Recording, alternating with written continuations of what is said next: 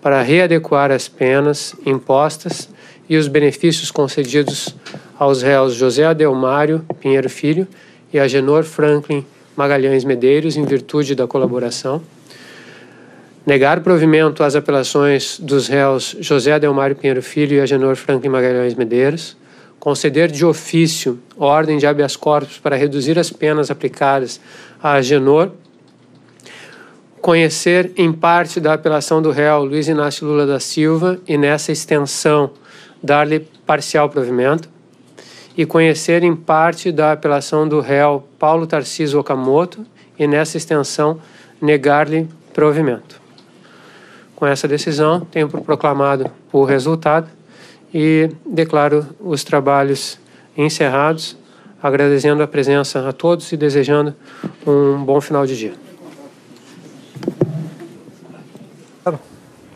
Bom, por decisão unânime, como nós vimos, 3-0, a 8ª turma do Tribunal Regional Federal da 4ª Zona decidiu manter a condenação do ex-presidente Lula por corrupção passiva e lavagem de dinheiro, sendo que os 3 desembargadores decidiram aumentar a pena que tinha sido dada pelo juiz Sérgio Moro em primeira instância. Então passou de 9 anos e 6 meses em regime fechado para 12 anos e 1 mês em regime fechado também. Eu estou aqui no estúdio com o Valdo Cruz. Valdo, bom, primeiro, boa tarde para você. Boa tarde. A gente estava acompanhando aqui o julgamento desse recurso durante toda a cobertura da Globo News. Vamos jogar para frente, Valdo, o que acontece a partir de agora com essa decisão unânime dos 3 embargadores, inclusive em relação às penas, só cabe embargo de declaração. Somente vamos explicar para o nosso telespectador o que é embargo de declaração. Embargo de declaração, eles vão questionar algum contexto, alguma redação da sentença que foi proferida agora. Então, ou seja, não muda o mérito. Você apresenta um embargo de declaração, o mérito não é alterado. Só poderia ser alterado o mérito se fosse um embargo infringente. Aí você poderia alterar o resultado num caso de um embargo infringente. Não é o caso. Nesse caso, como foi unânime, 3-0, os 3 desembargadores, inclusive eles votaram muito parecido, né, Cris? Foram bem na mesma linha, né, Valdo? Exatamente na mesma linha, falando, claro, até o Victor Laus falou, não estamos julgando as pessoas, e sim os fatos.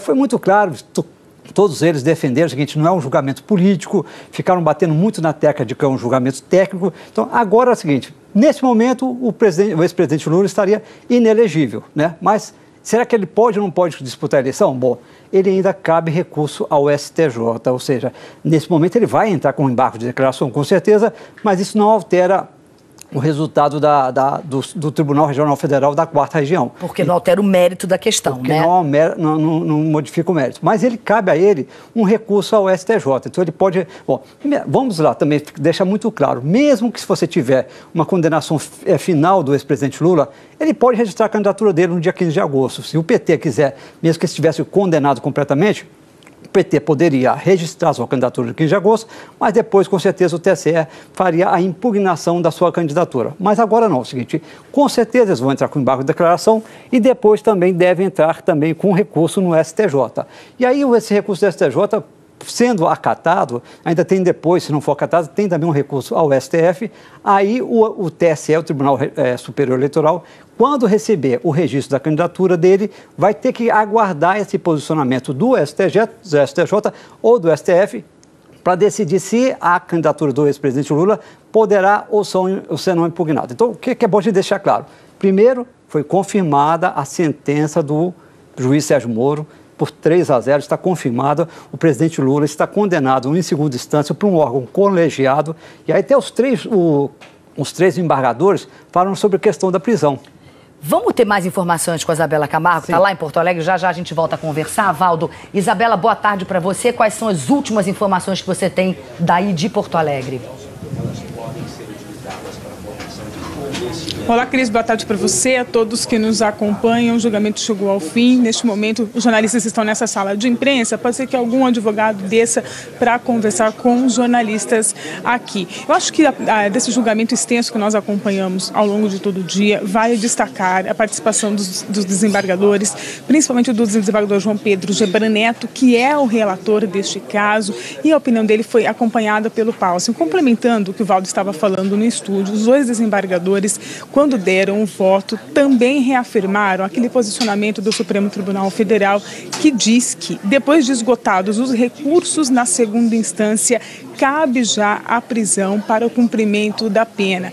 Este foi um parecer que eles reforçaram aqui e falaram sobre essa situação durante a divulgação do voto deles. Vale lembrar, como o Valdo também estava explicando muito bem, foi um julgamento unânime, portanto, um dos recursos não cabe neste caso, que seria um embargo infringente. Entretanto, há outro tipo de recurso chamado embargo de declaração, que serve para a defesa se manifestar a respeito de alguma decisão que não ficou clara em relação ao acórdão que ainda será divulgado, este acórdão que será feito com os votos dos 3 desembargadores. É um prazo de 2 dias depois que eles tiverem esse acesso, podem mostrar então o que deve esclarecer, e então este é um recurso que é cabível aqui ainda nesse julgamento. O julgamento começou às 8h30 da manhã, primeiro com a palavra desse relator, que deu um resumo do que era a situação. Depois as partes tiveram a oportunidade de falar também, primeiro a acusação por 30 minutos, depois os advogados também falaram, enfim, deram as suas explicações, as suas posições em relação a este processo. Apenas 2 advogados acabaram usando a palavra, o que acabou agilizando um pouco o processo aqui. Na sequência veio o voto do desembargador João Pedro Gebra Neto. Este sim foi um voto bastante extenso. Ele leu com minúcias a sentença do juiz Sérgio Moro, a sentença de primeira instância, começou por rejeitar em 13 itens alguns pontos que tinham sido levantados pela defesa e, por fim, acabou votando junto com o juiz Sérgio Moro, concordando com a sentença que foi dada pelo juiz Sérgio Moro na primeira instância. Um posicionamento muito parecido no segundo desembargador, o Leandro Paulsen, que também é presidente da 8ª turma e revisor dos processos da Operação Lava Jato. Ele também, inclusive, elogiou o trabalho do desembargador João Pedro Gebra Neto nesta relatoria, fez um documento muito extenso. Ele disse que resumiu aqui um documento que tinha mais de 340 páginas, que é o voto dele em relação ao julgamento de hoje. O último a falar foi o desembargador Vitor Laus, que é o decano desta turma. O Vitor Laus foi bastante explicativo, foi bastante claro nas suas palavras. Ele tentou traduzir por diversas vezes o chamado juridiquês e explicar para as pessoas o que estava acontecendo, como ele estava votando e por que estava votando. Uma coisa que também chama a atenção nas palavras dos 3 desembargadores é que eles fizeram questão de destacar quais são as provas que tem no processo. Mostraram o que tem, falaram da importância destas provas e também falaram sobre a palavra de pessoas colaboradoras, especialmente de Léo Pinheiro, ex-presidente do grupo OAS, que voluntariamente falou sobre o que estava acontecendo em relação ao triplex no Guarujá. Ele que disse em depoimento ao juiz Sérgio Moro lá na primeira instância que de fato este imóvel nunca foi colocado à venda, que era um imóvel que estava separado ao ex-presidente Lula. Eles destacaram que, embora Léo Pinheiro não seja de fato um colaborador, ele não tem um acordo assinado com o Supremo Tribunal Federal, tampouco com a Procuradoria em Curitiba, que ele colaborou espontaneamente.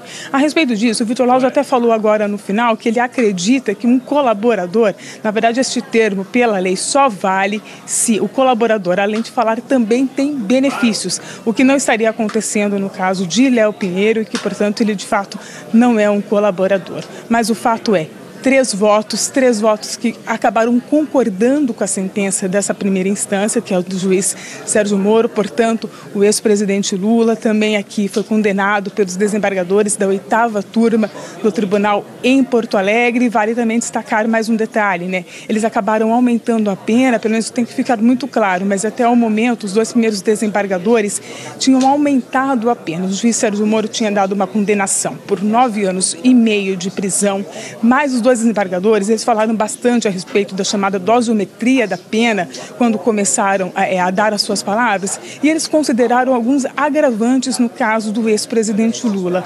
Para eles, por exemplo, o fato dele ter sido ex-presidente é um agravante pela importância do cargo em que ocupava. Entretanto, já o desembargador João Pedro Gebra Neto acabou considerando um outro ponto, a idade do ex-presidente Lula, que acaba atenuando a pena.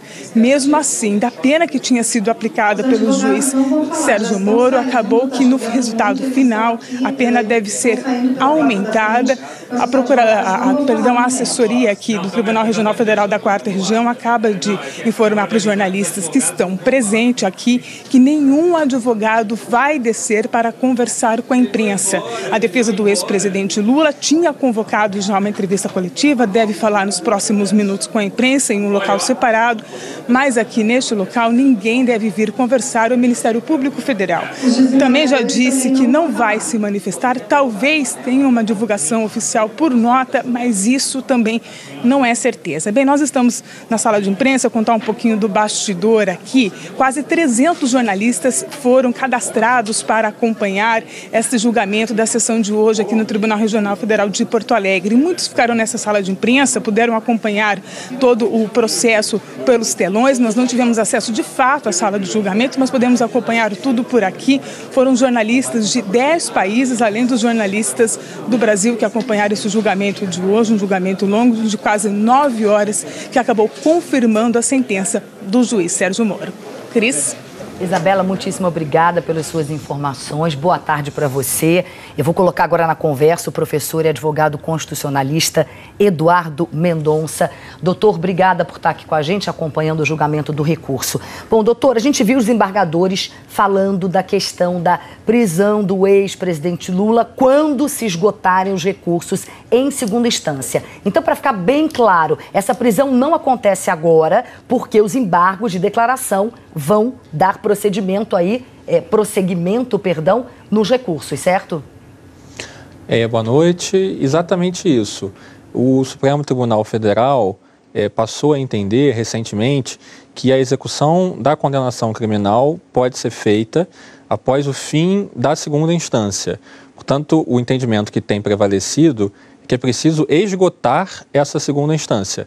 E nesse momento são cabíveis embargos de declaração. Então, caso eles sejam opostos, o que é provável, após o julgamento desses embargos, mantida a condenação, em tese seria possível a prisão, não antes desse esgotamento da instância de segundo grau. Eduardo, muito obrigada mais uma vez por estar aqui com a gente, agradeço muito ao Valdo Cruz também, que vai continuar aqui, né? A gente vai encerrar essa edição, mas claro, você continua assistindo, porque a seguir vem o Jornal da Globo News, edição das 6, com a Leilane Neubart, toda a cobertura e a repercussão desse julgamento do recurso do ex-presidente Lula. Uma boa noite para você, eu te vejo amanhã às 4.